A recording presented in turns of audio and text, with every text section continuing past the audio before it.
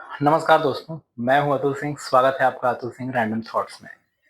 दोस्तों, विकसित भारत 2047 का सपना सिर्फ मैन्युफैक्चरिंग इंफ्रास्ट्रक्चर और टेक्नोलॉजी के दम पर पूरा नहीं होगा, बल्कि भारत के टूरिज्म डेस्टिनेशन भी इस नेशनल ट्रांसफॉर्मेशन में उतनी ही इम्पोर्टेंट भूमिका निभाएंगे। आज टूरिज्म को केवल साइट सीइंग या हॉस्पिटैलिटी इंडस्ट्री के रूप में देखना इनफ नहीं है। ये एक ऐसा इकोनॉमिक मल्टीप्लायर है जो एम्प्लॉयमेंट जनरेट करता है, लोकल एंटरप्रेन्योरशिप को बढ़ावा देता है, हेरिटेज को प्रिजर्व करता है और रीजनल डेवलपमेंट को एक्सेलरेट करता है। इसीलिए भारत का अगला टूरिज्म मॉडल कुछ आइकॉनिक मोनूमेंट्स तक सीमित नहीं, बल्कि हर राज्य और हर डिस्ट्रिक्ट के यूनिक आइडेंटिटी को ग्लोबल प्लेटफॉर्म पर लेकर जाने की दिशा में बढ़ रहा है। कई दशकों तक भारत का टूरिज्म नैरेटिव ताजमहल, गोवा, जयपुर और केरला जैसे कुछ चुनिंदा डेस्टिनेशंस के आसपास केंद्रित था। लेकिन नए टूरिज्म विजन का फोकस इस कंसंट्रेशन को तोड़कर देश के हर रीजन को टूरिज्म इकोनॉमी का हिस्सा बनाना है। टारगेट सिर्फ टूरिस्ट अराइवल्स बढ़ाना नहीं, बल्कि टूरिज्म के इकोनॉमिक बेनिफिट्स को विलेजेस, स्मॉल टाउन्स और रिमोट रीजन्स तक पहुंचाना है। जब टूरिज्म डिसेंट्रलाइज होता है, तब local artisans, guides, transport operators, home stay owners, restaurants और हैंडीक्राफ्ट बिजनेसेस सभी को सस्टेनेबल इनकम अपॉर्चुनिटीज मिलती है। इसी सोच के साथ भारत ने स्वदेश दर्शन स्कीम के माध्यम से circuit based tourism development model को अपनाया है। Heritage circuits, Buddhist circuit, spiritual destinations, coastal tourism, desert tourism, eco tourism और नॉर्थ ईस्ट टूरिज्म को इंटीग्रेटेड फ्रेमवर्क के तहत डेवलप किया गया है। इस अप्रोच का उद्देश्य आइसोलेटेड प्रोजेक्ट्स बनाना नहीं, बल्कि कनेक्टेड टूरिज्म इकोसिस्टम तैयार करना है, जहां infrastructure, transport, accommodation, digital connectivity और विजिटर एमिनिटीज एक साथ इंप्रूव की जा सके। इससे टूरिस्ट एक्सपीरियंस भी बेहतर होता है और लोकल इकोनॉमी भी ज्यादा मजबूत बनती है। इसके साथ ही प्रसाद स्कीम ने भारत के स्पिरिचुअल और पिलग्रिमेज डेस्टिनेशंस को नए इंफ्रास्ट्रक्चर के साथ स्ट्रेंथन किया है।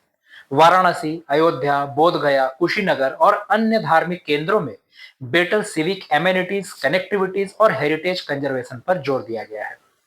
भारत जैसे सिविलाइजेशनल नेशन के लिए स्पिरिचुअल टूरिज्म सिर्फ फेथ का प्रश्न नहीं, बल्कि कल्चरल इकोनॉमी का भी एक बड़ा इंजन है। ये डोमेस्टिक टूरिज्म को बढ़ाता है और इंटरनेशनल पिलग्रिम्स को भी भारत की सिविलाइजेशनल हेरिटेज से जोड़ने का अवसर प्रदान करता है।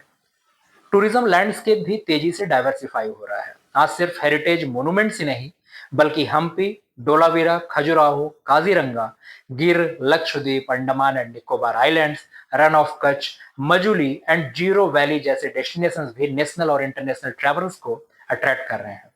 Wild life tourism, coastal tourism, eco tourism, cultural tourism और एक्सपीरियंशियल टूरिज्म की बढ़ती डिमांड भारत को अपनी ज्योग्राफिकल और कल्चरल डाइवर्सिटी को ग्लोबल टूरिज्म प्रोडक्ट में बदलने का अवसर दे रही है। ये डाइवर्सिफिकेशन टूरिज्म प्रेशर को भी डिस्ट्रीब्यूट करता है और नए रीजन्स को इकोनॉमिक ग्रोथ से जोड़ता है।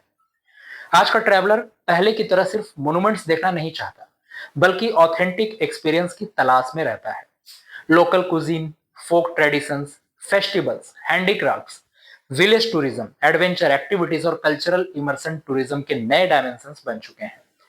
इसी वजह से टूरिज्म का फ्यूचर केवल होटल्स और मोन्यूमेंट्स में नहीं, बल्कि कम्युनिटी पार्टिसिपेशन में छुपा हुआ है। जब local communities communism tourism ecosystem को अपना एक्टिव हिस्सा बनाते हैं, तब इकोनॉमिक बेनिफिट्स भी इंक्लूसिव होते हैं और कल्चरल हेरिटेज भी नेचुरली प्रिजर्व होता है। टूरिज्म के सस्टेनेबल डेवलपमेंट के लिए इंफ्रास्ट्रक्चर का रोल उतना ही इंपॉर्टेंट है, चाहे वो हाईवेज हो, एयरपोर्ट्स हो, रेल कनेक्टिविटी हो, डिजिटल पेमेंट सिस्टम हो, सैनिटेशन हो, पब्लिक एमिनिटीज हो, वे फाइंडिंग सिस्टम्स हो या फिर क्वालिटी एकोमोडेशन, किसी भी डेस्टिनेशन की कम्पिटिटिवनेस को बढ़ाते हैं। भारत में पिछले कुछ सालों में इंफ्रास्ट्रक्चर एक्सपेंशन ने कई नए डेस्टिनेशंस को मेन स्ट्रीम टूरिज्म मैप पर लाने में हेल्प किया है। कनेक्टिविटी जितनी बेहतर होगी, टूरिज्म उतनी ही इंक्लूसिव और ज्योग्राफिकली बैलेंस्ड होगी। कम्युनिटी एम्पावरमेंट भी इस टूरिज्म विजन को एक सेंट्रल पिलर है। पर्यटन मित्रा और पर्यटन दीदी जैसे इनिशिएटिव्स के माध्यम से लोकल यूथ और वुमेन के टूरिज्म इकोनॉमी से जोड़ने का प्रयास किया जा रहा है। इससे hospitality, guiding services, handicrafts, local transport और होम स्टे बिजनेसेस में नए रोजगार अवसर पैदा होते हैं। टूरिज्म तभी सस्टेनेबल बन सकता है जब उसका सबसे बड़ा बेनिफिशियरी वही लोकल समुदाय हो जिसके पास टूरिस्ट आते हैं। भारत का लक्ष्य सिर्फ टूरिस्ट अराइवल्स बढ़ाना नहीं बल्कि ग्लोबल स्टैंडर्ड डेस्टिनेशंस का एक नेशन वाइड नेटवर्क तैयार करना है। विजन ये है कि हर राज्य अपनी टूरिज्म आइडेंटिटी को मजबूत करे और हर डिस्ट्रिक्ट अपने यूनिक कल्चरल, हिस्टोरिकल या नेचुरल स्ट्रेंथ के आधार पर एक डिस्टिंक्ट डेस्टिनेशन के रूप में उभरे। टूरिज्म को डिस्ट्रिक्ट लेवल इकोनॉमिक प्लानिंग का हिस्सा बनाकर रीजनल डिस्पैरिटीज को कम किया जा सकता है और बैलेंस्ड इकोनॉमिक ग्रोथ को बढ़ावा दिया जा सकता है।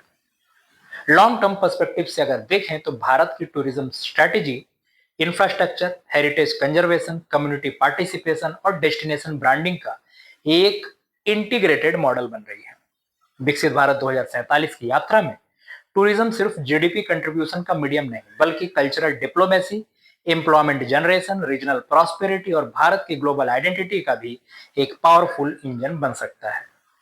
वाराणसी के घाट से लेकर लक्षद्वीप के बीचेस तक, नॉर्थ ईस्टर्न वैली से लेकर गुजरात के रन ऑफ कच्छ तक भारत के डेस्टिनेशंस की वो कहानी लिखेंगे जो दुनिया को एक नए, वाइब्रेंट और कॉन्फ्लिक्ट कॉन्फिडेंट इंडिया से रूबरू कराएंगे।